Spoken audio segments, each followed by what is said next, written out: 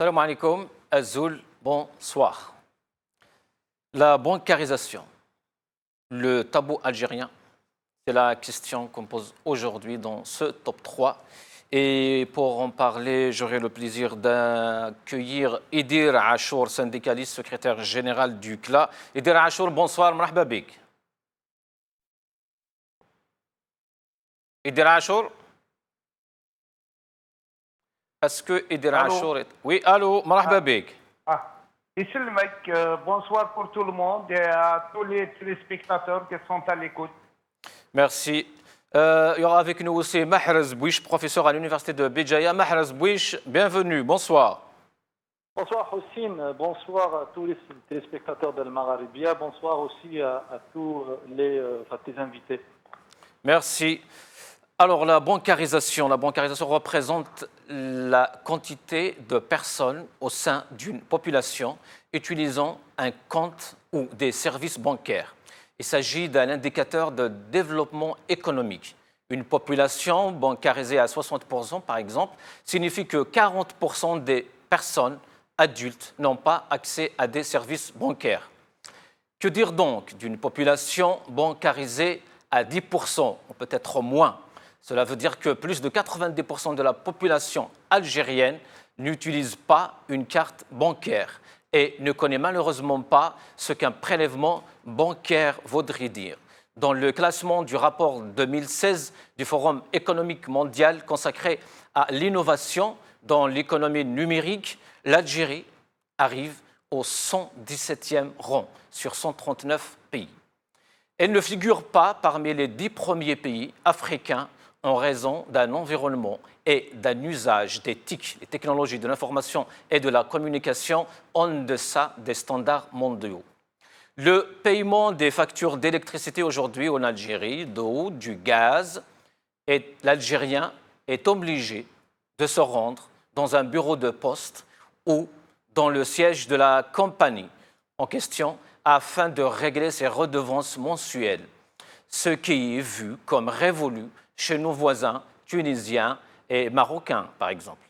La technologie en Algérie, les communications, le sous-développement, tous ces sujets se posent chaque jour, justement, dans la vie quotidienne du citoyen. Cela ne pose à poser justement un autre problème, celui justement des réalisations des Injazat du président de la République. On parle des Injazat, des réalisations durant ces 20 ans, mais l'Algérien justement se demande aujourd'hui, à la veille de l'Eid al-Adha, comme à la veille de chaque fête en Algérie, on revient toujours au point zéro, faire une queue interminable devant les bureaux de poste, devant les bureaux de banque. Mais aussi, il y a une autre question aussi, peut-être une question qu'on va poser justement aux invités. Pourquoi les Algériens sont autant attachés à la poste et pas aux banques? Pourquoi l'Algérien ne va pas justement ouvrir un compte bancaire au lieu d'ouvrir un compte CCP à la poste? Est-ce que cela est un problème de confiance? Est-ce que le spectre de Khalifa Bank est toujours là? Pourquoi l'Algérien aujourd'hui préfère garder l'argent chez lui, sous son oreiller, que d'aller justement voir une banque commerciale? Toutes ces questions, justement, on les posera à nos invités et on va ouvrir le standard aussi à vous, justement, aux téléspectateurs, pour participer et donner justement votre avis sur cette question ou ces questions. Mais en attendant, on va voir les titres d'aujourd'hui. Algérie 360, en prévision de l'Eid al-Adha, Algérie Post prévoit 4 millions d'opérations de retrait par jour. Par Salima Touahria. Liberté, la Banque d'Algérie à la reconquête de la confiance dans le système financier. Par Salami Youssef. Alger 24, G-8 avant l'Eid. Quand seront versés les salaires? Sacrée semaine pour Algérie Post. Par Elias S.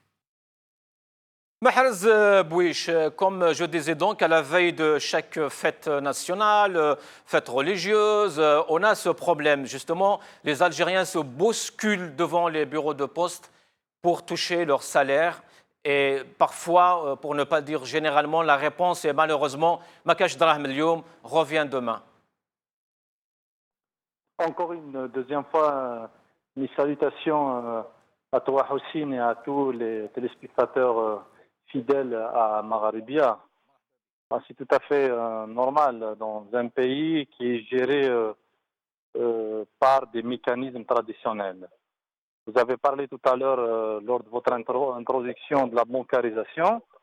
Lorsque la Banque mondiale parle de 5,7% d'Algériens qui ont des comptes bancaires, ça veut dire tout simplement que l'Algérien il a une tendance beaucoup plus de garder l'argent chez lui, à la maison, que de le mettre dans des banques et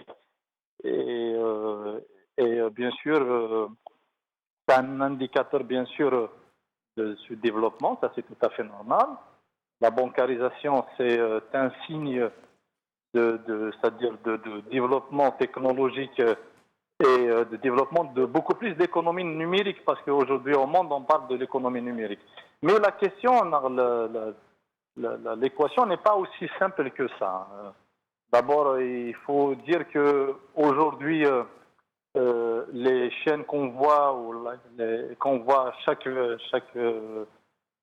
veille la veille des événements, on a des religieux, on a des fêtes religieuses, on a des rentrées sociales. C'est un indicateur qui explique effectivement beaucoup de choses. D'abord, une situation institutionnelle assez fragile. Les institutions économiques et financières en Algérie, ce sont des institutions qui sont gérées par des politiques archaïques et traditionnelles. Ça explique effectivement le système de consommation algérien.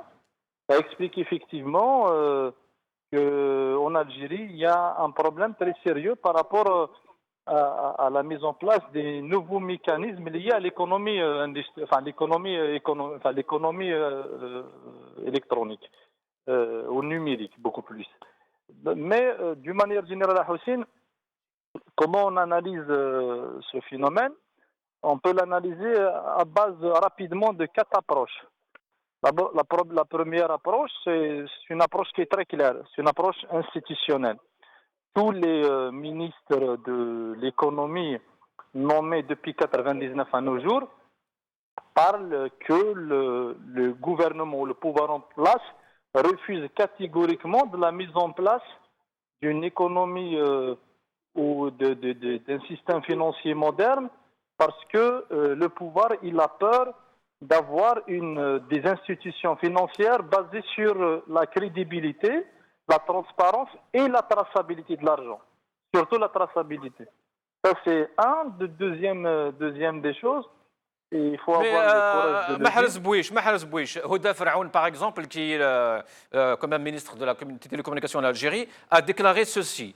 Je déplore qu'on parle constamment de crise pétrolière alors que les solutions sont là, tandis qu'on parle rarement du retard accusé en matière de développement technologique, notamment dans les domaines des TIC, ce qui est plus dangereux pour l'économie du pays. C'est une reconnaissance quand même ici. Pourquoi, justement, on n'essaye pas d'avancer sur ce domaine? Non, justement, est-ce qu'il y a une volonté politique de la part du pouvoir en place par rapport à une modernisation du système bancaire en Algérie? Les banques algériennes, elles sont gérées par les mécanismes traditionnels et archaïques. Ça me vient à la tête en parlant avec toi, Houssine, aujourd'hui, la fameuse déclaration de Mbitour lorsqu'il était chef de gouvernement. Le ministre Mbitour, au-delà de sa tendance économique et de son idéologie, il a déclaré la chose suivante en disant que j'ai proposé au président de la République des réformes liées directement au système financier. Le président a dit clairement non. Pourquoi il a dit non?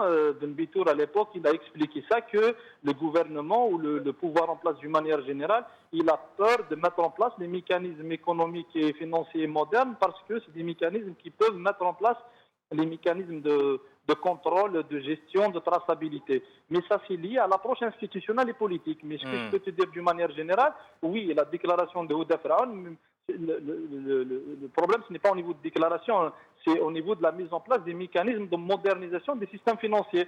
Aujourd'hui, en France, on ne parle plus par exemple, des finances numériques ou de l'économie numérique ou du commerce électronique, etc., ou l'utilisation des cartes bancaires ou des cartes de crédit, etc., ou de la commercialisation via Internet. Ça, pour eux, c'est dépassé. Deuxième élément, je l'ai dit, bien sûr, c'est une approche beaucoup plus économique. Est-ce qu'aujourd'hui, les banques privées ou étatiques ou la Poste, elle a les compétences nécessaires ou elle s'inscrit beaucoup plus dans une gestion de marketing et de management?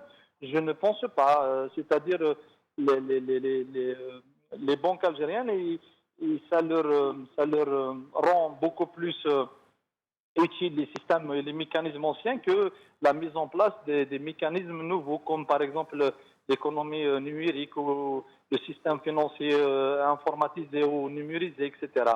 Il y a aussi l'approche sociologique. Je vais faire un petit peu rapidement pour développer ce que je voulais dire. L'approche sociologique, bien évidemment, tu l'as cité tout à l'heure en parlant effectivement qu'en Algérie, il n'y a pas de confiance entre le peuple et les banques privées. C'est clair, c'est tout à fait normal. Non seulement parce qu'il y a le syndrome de Khalifa, mais parce que simplement l'Algérien, il est beaucoup plus, c'est un peu culturel et sociologique. Il préfère beaucoup plus garder son argent à la maison que de le mettre dans des banques parce qu'il sait effectivement qu'à n'importe quel moment, il n'a pas les mécanismes nécessaires pour récupérer son argent. Et aussi, il a peur de perdre cet argent. Mahrez Bouich, le paiement électronique en Algérie a été lancé officiellement le 4 octobre 2016. On en est où aujourd'hui?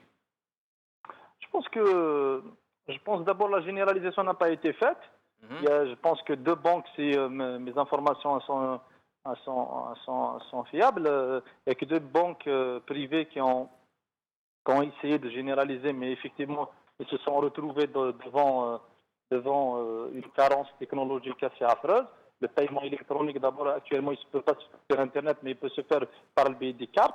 Mais les mécanismes technologiques nécessaires ne sont pas réunis. Je pense que la dernière fois, un directeur de banque l'a bien dit qu'on doit remettre en cause tout le système parce que la nouvelle technologie mise en place, elle ne facilite pas la généralisation du paiement électronique par carte crédit, etc. Donc je pense que pour lancer un tel projet, il faut mettre en place les moyens nécessaires. Et est-ce que maintenant, la nouvelle technologie, elle a été utilisée dans le cadre de la généralisation de l'économie numérique ou de la gestion financière, c'est-à-dire numérique? Je ne pense pas. D'ailleurs, comme je viens de le dire, il suffit juste de prendre la dernière déclaration d'un directeur de banque en parlant que la nouvelle technologie mise en place, elle ne facilite pas la tâche. Donc, il suffit justement de voir le dernier rapport à Houssine parlant de l'Internet en Algérie. L'Algérie... Mahrez Bouich, peut-être une question banale, mais à quoi sert une carte bancaire aujourd'hui en Algérie? Eh ben, à mon avis, en tout cas moi personnellement, je ne l'ai jamais utilisée. La généralisation de cette carte bancaire n'est pas généralisée. Ou pourtant, dans certains pays comme les pays voisins, comme la Tunisie et le Maroc, ça facilite bien évidemment le paiement électronique et ça facilite facilement le paiement des facteurs, les achats sur Internet, les achats électroniques, etc. C'est-à-dire aujourd'hui, il y a une tendance mondiale, peu importe l'idéologie qu'on a, c'est une tendance libérale ou peu importe, mais le plus important, lorsqu'on parle de la facilitation, bien sûr, des achats et des transactions, bien sûr, le paiement électronique, il est très très important. Hein. Ça peut nous faire éviter, bien évidemment, toutes les chaînes qu'on voit aujourd'hui chaque jour dans certaines institutions comme Sonalgaz ou les postes ou les banques, etc. C'est quelque chose de très très facile et je pense que Mahrez Bouich, restez avec nous. À le faire depuis des années. Restez avec nous, Mahrez Bouich. Idir Achour, je posais une question au début justement. Pourquoi l'Algérien ne fait pas confiance à la banque et préfère aller justement à la poste du CCP? Pourquoi? À mon avis, qu'il faut bien... Rappelons que la poste en Algérie n'est pas une banque. Oui. Voilà. C'est le réseau CCP qui est mieux élargi et mieux implanté en Algérie et que la majorité des entreprises et des institutions publiques préfèrent faire des versements au CCP, c'est-à-dire au poste, etc.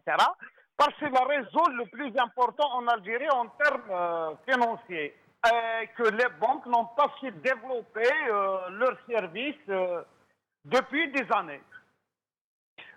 Mais à mon avis, le problème ne se pose pas en ces termes. Les Algériens n'ont pas d'argent à mettre ni au niveau du compte CCP, ni au niveau des banques.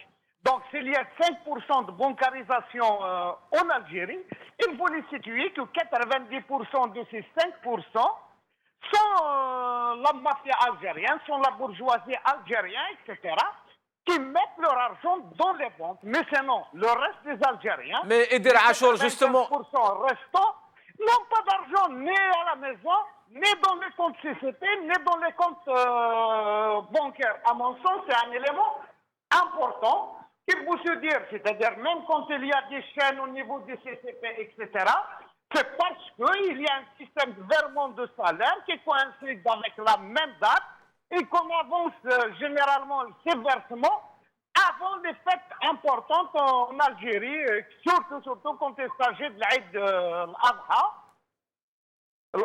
Donc c'est pour ça qu'on trouve c'est que là souvent pendant cette période.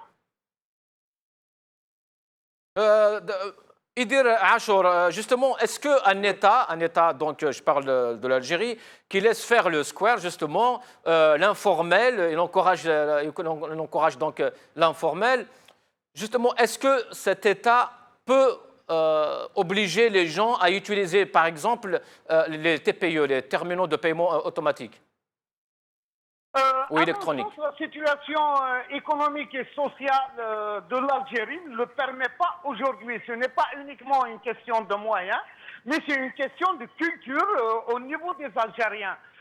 La majorité des besoins des Algériens se font dans le marché, un marché informel, et que leurs besoins se trouvent là-bas. Donc, dans ce type de marché, on ne peut pas trouver de paiement électronique et ça n'existe pas un peu partout dans le monde. Quand je parle des marchés hebdomadaires qui se font dans chaque région, etc., c'est les petits artisans, c'est les feuillards, etc., qui ramènent leurs marchandises pour la vendre dans ce marché. Et les demandeurs errants, et c'est des gens qui ne peuvent pas accepter, qui ne pouvons pas avoir les moyens de ce type de paiement. À mon sens, la situation actuelle en Algérie ne permet pas de faire évoluer ce type de paiement. Sans parler maintenant des moyens technologiques et de la modernisation des banques, etc. Et ensuite, moi, je fais partie des gens qui disent que ce n'est pas un indicateur de développement économique, ce type de paiement dans une telle situation. Pourquoi, Ider Achour? Eh bien, parce que, à mon avis, on n'en a pas les moyens d'avoir l'argent dans des comptes bancaires aujourd'hui. On a un salaire qui, de la majorité, 80% des salariés algériens, il ne prend que 15 jours du mois. Ce ne sont pas des gens qui retirent leur argent tout doucement, c'est des gens qui retirent le salaire d'un seul coup pour qu'ils puissent répondre à leurs besoins quotidiens. Donc c'est de ce côté-là, à mon sens, qu'il faut voir la situation pour savoir quel type ou quel mode de paiement qu'il faut utiliser, etc.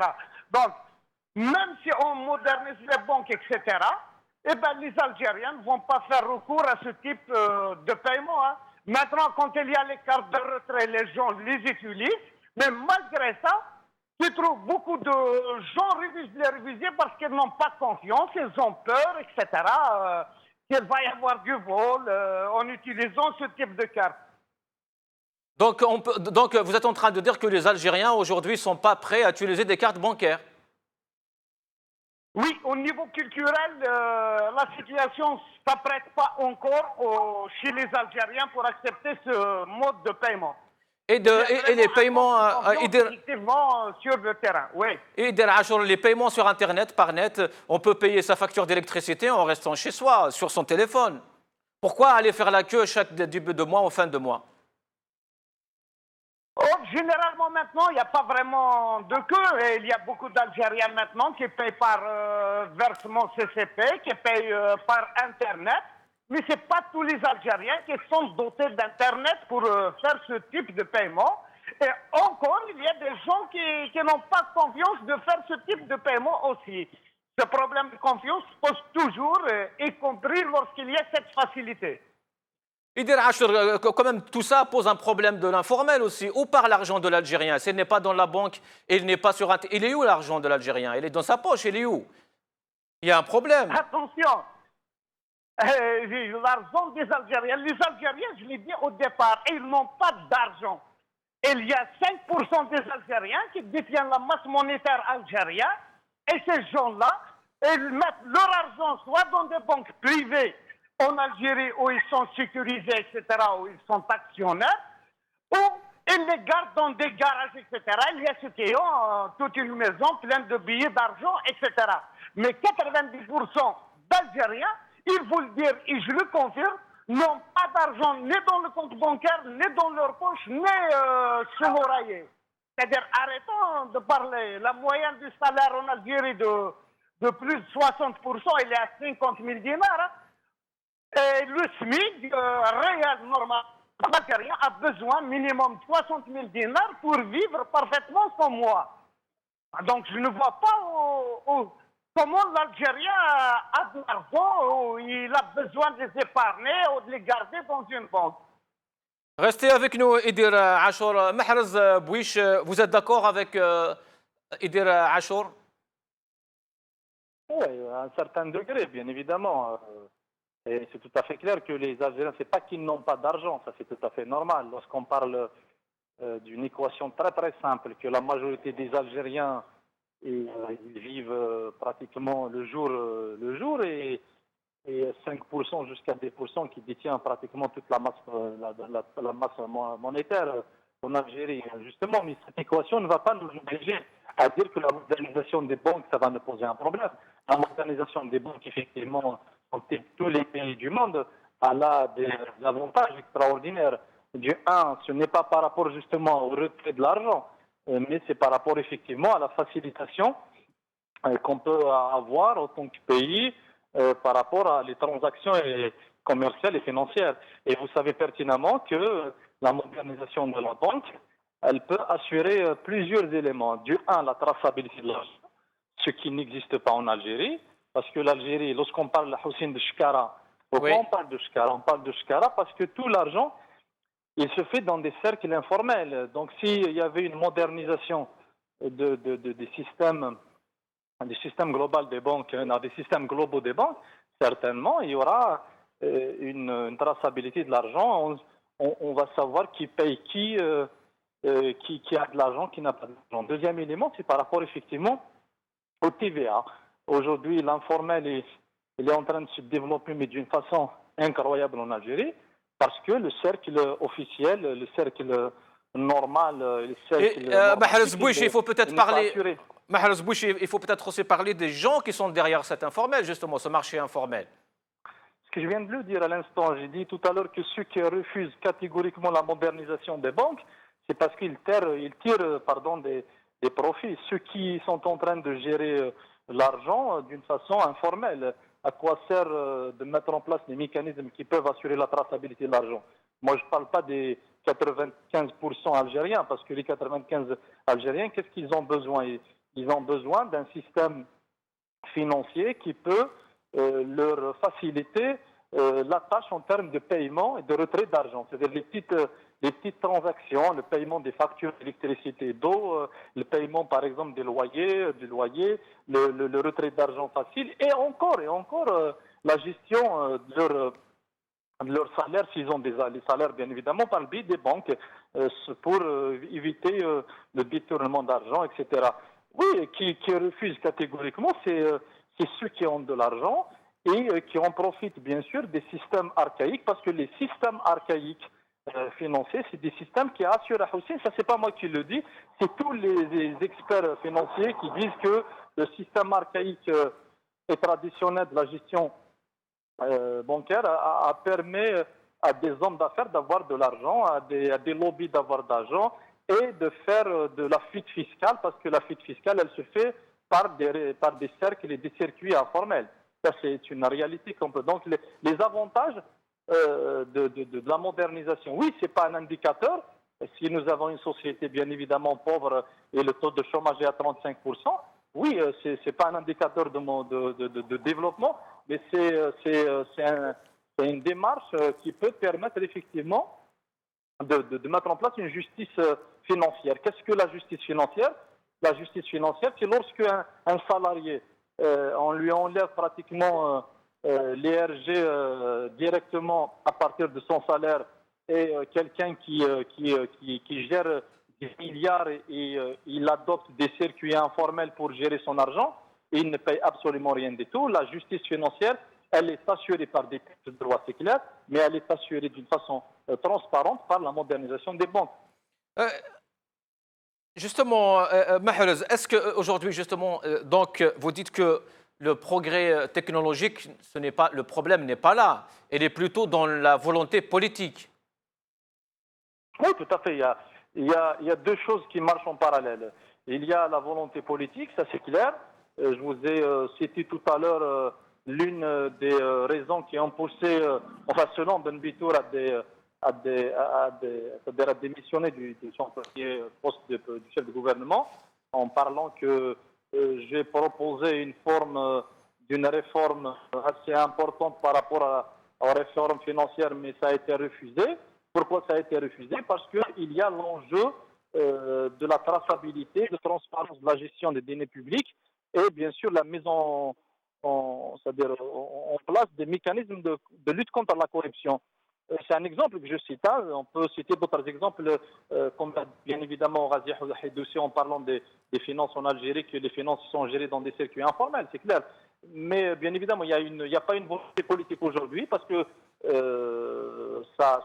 un système de modernisation d'une économie numérique, elle permet la traçabilité, la démocratisation même c'est-à-dire de la pratique commerciale, de la pratique financière. C'est-à-dire tout le monde a un accès transparent à ça. Il y a aussi quelque chose de très culturel. Bien évidemment, nous sommes dans une société en mutation permanente. C'est clair que nous avons des salariés, nous avons des chômeurs, nous avons bien évidemment des couches sociales en développement. Mais moi, je l'ai dit il y a 2 ans, j'ai dit que si le système de la modernisation du système bancaire a été mis en place, toutes ces entreprises, par exemple, créées dans le cadre de l'enseigne de CNAC et de CLA, etc., ils vont être gérés d'une façon disons, transparente, etc. Le CNAC aujourd'hui n'est pas géré convenablement. Pourquoi? Parce que le système est tout à fait à base de la politique du shkara. Les gens, au jour d'aujourd'hui, ils payent l'achat d'un véhicule qui est équivalent de 300 millions par shkara. Ils payent des transactions commerciales qui dépassent 500 millions par voie shkara. Donc, ce qui fait, ça pose réellement un problème. C'est un problème culturel, certes, mais comment on peut mettre en place des stratégies pour remédier à ça et transcender toutes ces lacunes? Ça commence par, bien évidemment, la modernisation. La modernisation du système. Je peux vous donner un exemple très simple, les distributeurs automatiques. Oui, justement, parlons-en, oui. On trouve justement dans les banques, ça a facilité la transaction commerciale et le retrait d'argent d'une façon extraordinaire. Mahrez Bouich, restez avec nous. Idir Achour, parlons justement des réalisations pendant ces 20 ans de Bouteflika. Donc, on n'arrête pas justement de nous parler des Injazat, de Abdelaziz Bouteflika, des milliers de milliards de dollars dépensés. Aujourd'hui, on n'a même pas de distributeurs justement de billets automatiques dans les rues d'Alger, pour ne pas parler d'autres villes. Dans les aéroports, dans les hôpitaux, dans les supermarchés, dans les gares, dans enfin, beaucoup d'institutions aujourd'hui, on ne peut pas justement retirer de l'argent en Algérie.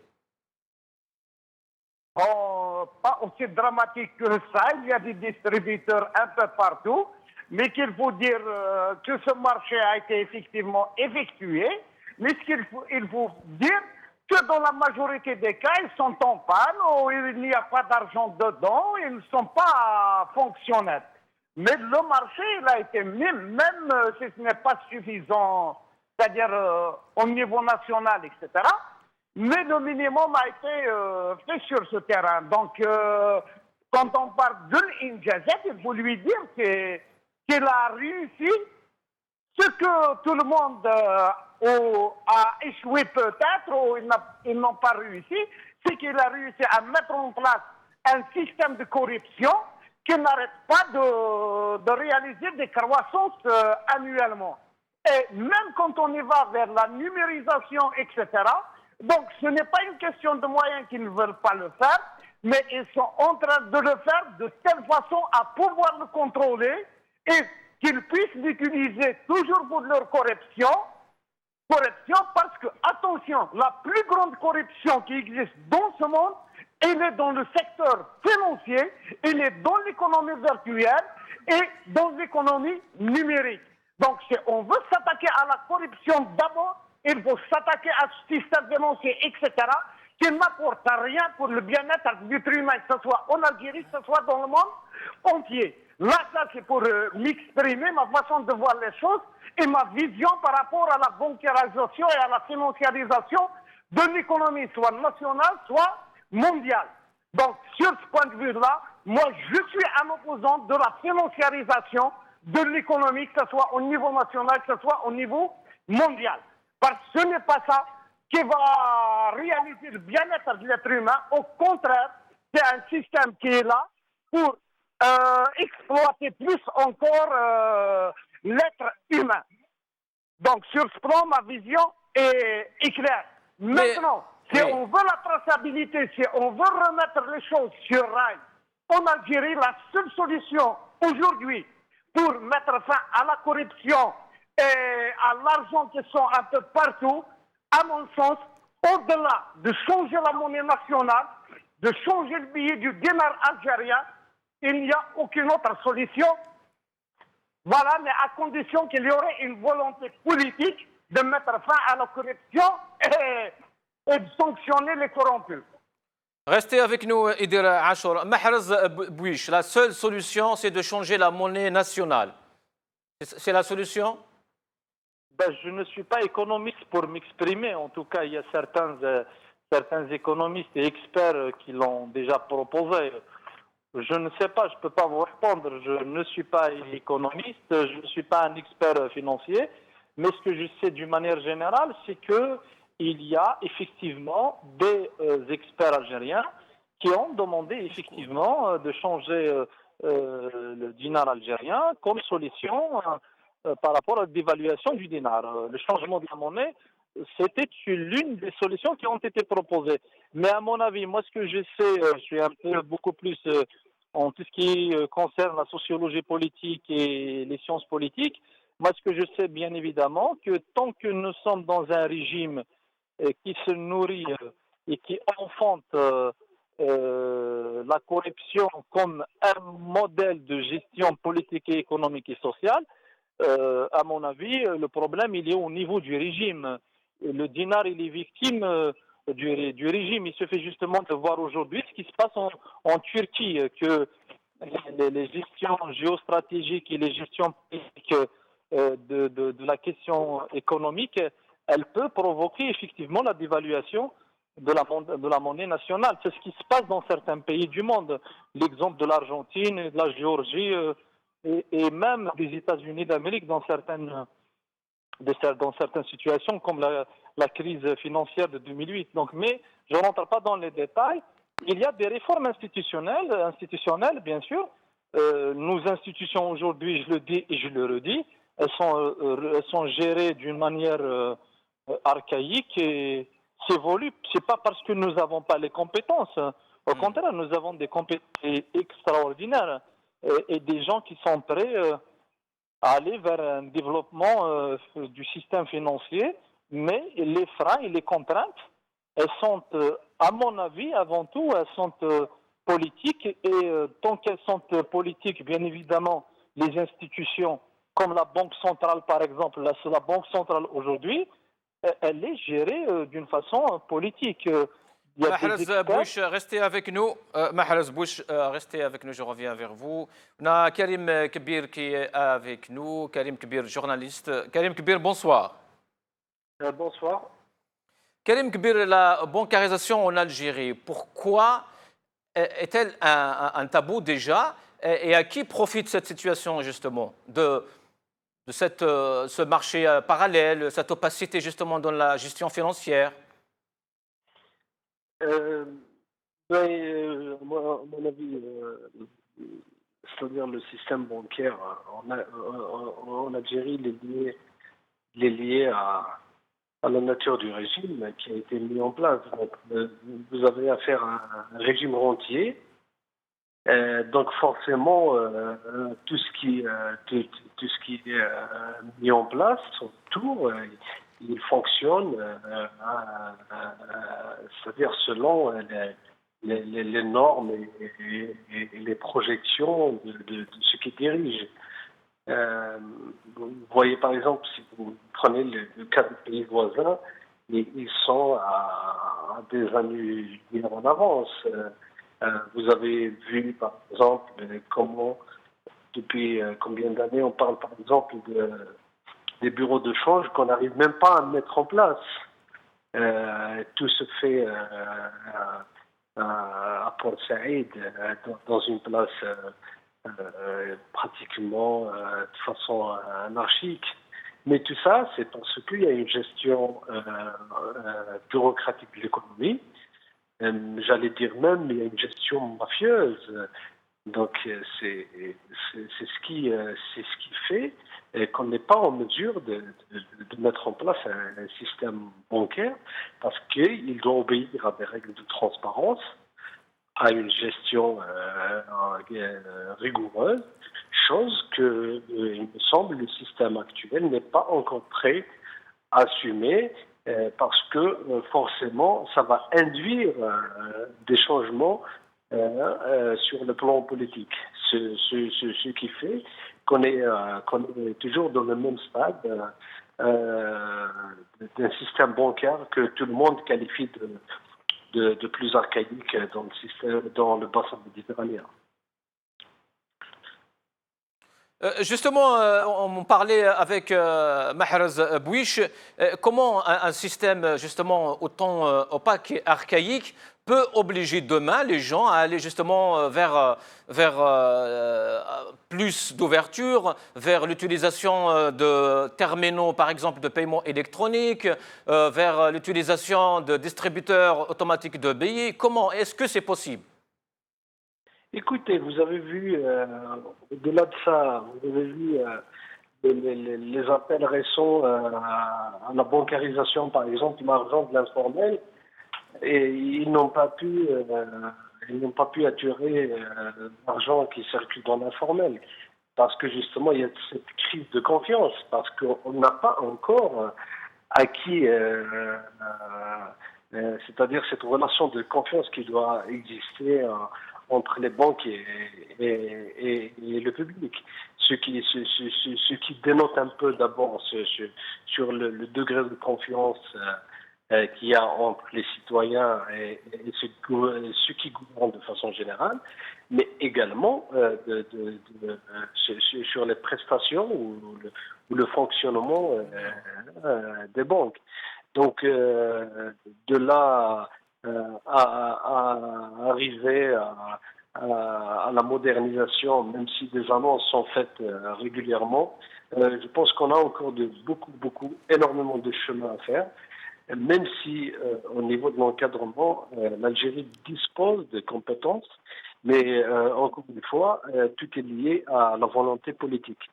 Mais à partir du moment où nous avons affaire à un pouvoir qui est beaucoup plus porté sur une gestion rentière de l'économie, donc assister à l'émergence d'un système bancaire performant, transparent, qui obéit, qui s'inscrit en tout cas dans les règles modernes de fonctionnement, je pense qu'on a encore du chemin à faire. Justement, quelle est la stratégie adéquate aujourd'hui, Karim Kibir, qu'il faut adapter pour justement arriver justement à tous ces fins? Je crois que tout est lié à la volonté politique. Toujours. Je pense qu'il y a d'autres avant moi qui l'ont certainement dit. Nous avons affaire à un régime qui n'a pas encore compris qu'il est obligé de changer, qu'il doit s'ouvrir, qu'il est condamné en tout cas au changement. Euh, nous sommes peut-être l'un des rares pays encore où on n'a pas encore fait la révolution dans les esprits, c'est-à-dire la culture ne suit pas encore. On a l'impression qu'on veut encore gérer le pays, mais avec la mentalité des années 70. Donc il y a toujours des questions taboues. On n'arrive pas à se défaire de certains réflexes. Donc tout est lié à cette volonté politique. Si réellement le régime a l'intention de changer. Mais pour le moment, je pense qu'on n'est pas dans ce cas de figure. C'est ce qui explique un peu cette lenteur dans les réformes, cette difficulté à casser certains tabous et à définir une stratégie claire et transparente pour l'économie de façon générale. Karim Kibir, qu'en est-il justement du côté culturel des citoyens algériens? Est-ce que cela pourrait justement causer des problèmes, des obstacles? Je ne pense pas que les citoyens, bon, de toute la façon, aujourd'hui, avec la globalisation de la communication, avec les réseaux sociaux, avec la provision de télévision, tout de même les gens voient ce qui se passe ailleurs. Ils voient à peu près, ils mesurent un peu leur retard. Donc je ne pense pas que les citoyens, comment dire, ne sont pas en attente de changement. Et ils veulent bien qu'il y ait des changements, mais malheureusement, au niveau des régimes, ça ne marche pas dans le même rythme, ça ne va pas dans le sens des aspirations de la population. On est toujours dans le schéma d'un peuple attissé et une attitude paternaliste du régime. Comme quoi, c'est eux de décider à notre place et de choisir ce qu'ils veulent à notre place. Alors que, logiquement, il y a énormément de choses à faire, énormément de choses à changer. Je crois que les citoyens sont disposés à accompagner ce changement. Merci Karim Kibir. Karim Kibir, peut-être une dernière question, parce qu'Achour, qui est avec nous justement, disait que le problème de l'Algérien aujourd'hui, ce n'est pas que les moyens de technologie de la communication, mais c'est que l'Algérien d'aujourd'hui n'a pas d'argent. Comment ça, il n'a pas d'argent? C'est que le problème qui se pose pour lui, c'est qu'il n'a pas d'argent en tout cas. Pourquoi aller chercher une banque, ou une poste, ou un crédit bancaire, ou une carte bancaire Non, mais bon, ça c'est peut-être c'est un avis, mais je ne crois pas que ce soit un problème d'argent en termes liquides, parce que nous n'avons pas aussi une économie. Je crois que le problème se situe à ce niveau-là. Vous avez une économie qui est frontière, qui a toujours dépendu des hydrocarbures, et le pouvoir n'a fait que transférer, que distribuer un peu cette rente à travers plusieurs pans segments de la société, sans plus. Puis on n'a pas développé la culture du travail, la culture de l'effort, améliorer le climat pour l'investissement, toutes les mesures d'encouragement, aider les gens porteurs de projets, ainsi de suite. Mais tout ça, comme on l'a répété plusieurs fois, c'est lié encore une fois à la volonté du régime de changer. Et tout le reste suivra. Mais on n'est pas dans ce cas de figure. C'est ça où se situe réellement le problème. Merci Karim Kibir, merci pour cette participation. À une prochaine fois. Mahrez Bouich, Karim Kebir disait justement que le pouvoir algérien donc, est un pouvoir rentier. Il est là pour distribuer la rente entre eux, bien sûr. Et tout ça, la technologie, le progrès, tout ça, ce n'est que des accessoires du quotidien. Oui, ça c'est tout à fait une réalité que personne ne peut la nier. La première contrainte qui empêche la diversification économique ou le dépassement d'une économie rentière, c'est bel et bien le contrôle du système bancaire en Algérie par le pouvoir. Le pouvoir, il a peur de l'émergence naturelle, bien sûr, des hommes d'affaires, d'une circulation réelle de l'argent, de la traçabilité, comme je l'ai dit tout à l'heure. Bien évidemment, ça c'est la nature du régime algérien. Il applique quelque chose de très très simple. Celui qui détient l'argent et le contrôle, et il met en place les mécanismes nécessaires pour assurer sa distribution, détient le pouvoir.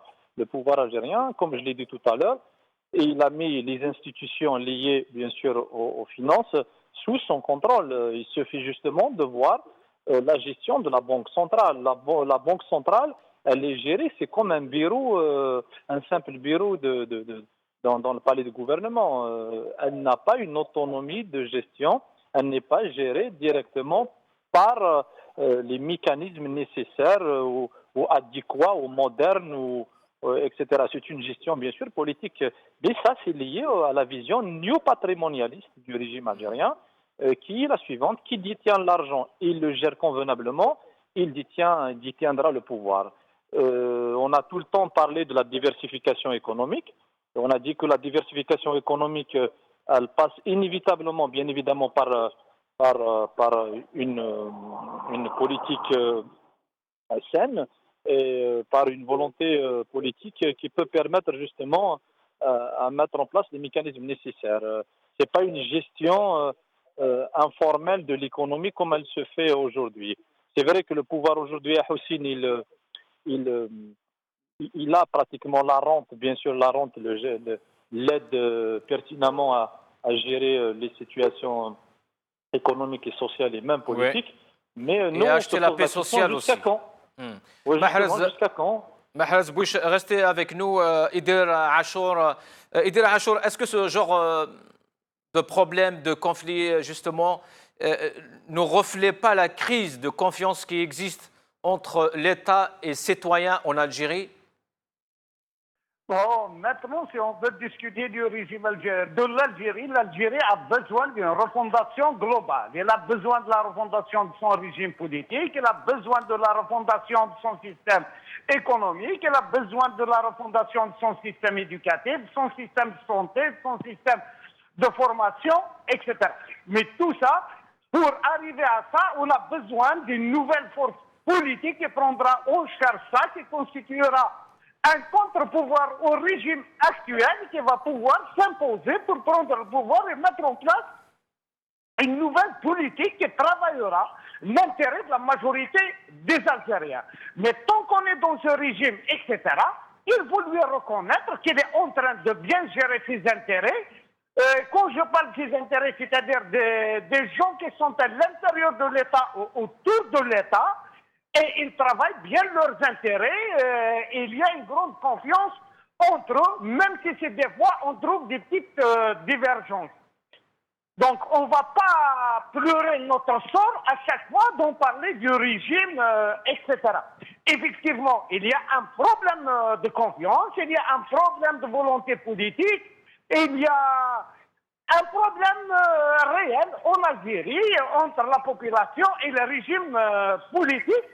Mais malheureusement, cette population n'est pas assez unie pour agir de telle sorte à imposer une nouvelle politique. C'est pour ça que moi je dis que la bancarisation et la financiarisation de l'économie à l'heure actuelle, ce n'est pas une priorité du tout. Travaille l'intérêt de la majorité des Algériens. Au contraire, même quand on la modernise, etc., on va travailler toujours l'intérêt de ces lobbies qui existent déjà et qu'on va leur donner plus de moyens pour nous écraser plus. Quelle est la priorité aujourd'hui du citoyen algérien, Ider Achour? La priorité du citoyen algérien aujourd'hui, c'est de pouvoir manger à sa faim. Ça, il faut le dire, 80% des Algériens n'arrivent pas à subvenir à leurs besoins sociaux immédiats. Ils ont besoin de manger à midi, ils ont besoin de manger bien le soir et pendant tout le mois d'abord. C'est ça la priorité de l'Algérien aujourd'hui. Ce n'est pas la modernisation de la banque, mais autre chose. Voici la situation de l'Algérien. Quand on dit que plus de 60% vivent au-dessous du seuil de la pauvreté, quand on sait que 70% des Algériens sont des smigards, donc ils ne peuvent pas penser à autre chose au-delà d'une politique qui répond à leurs besoins immédiats en termes d'alimentation d'abord, ensuite en termes de santé, en termes d'éducation, et comment on appelle ça, ensuite ils vont parler du besoin politique et de prise de pouvoir, etc. Merci Ider Achour. Avec ces douloureuses déclarations, malheureusement, on arrive à la fin de cette émission. Merci Ider Achour, merci à Mahrez Bouich, merci à Karim Kibir, merci à vous toutes et à tous. À une prochaine fois, Inch'Allah. Salam alaikum.